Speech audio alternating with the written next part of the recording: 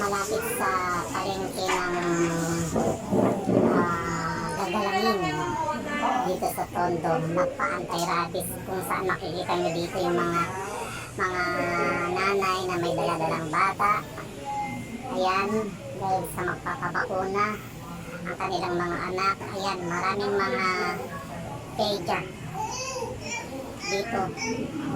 Magsisipagpila na sila dahil sa libre lang ang pabakuna dito. At saka lalong-lalo na kapag ikaw ay nakagat ng pusa, aso, ahas, kahit na anong klase ng animal, dito kayo pupunta para sa anti-rabies.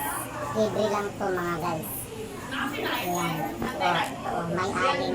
May aling mataba na na may kagakagang aso. Ayan, magpapa-anti-rabies yung kanyang anak. Nakikita nyo dyan.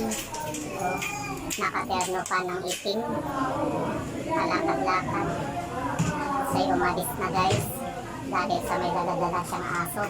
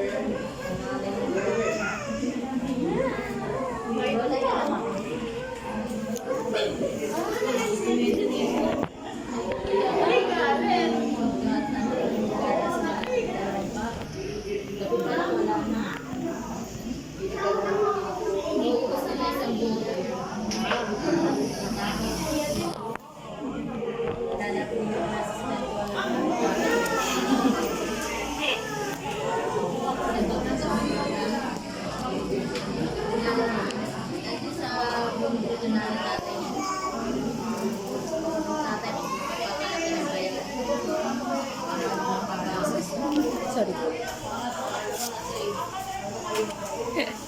Pwede pa lang ito na sa akin. Nagkakahanap na hirap na kapag ano na siya. 2,000 lang binigay na sa akin. Yan mo na yan mo. Kung matitiis ka, wala ko rin.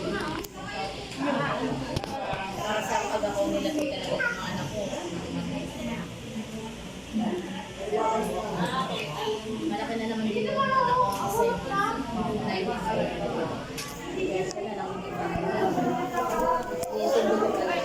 Hindi ka na tinanong pa? Hindi ka na tinanong?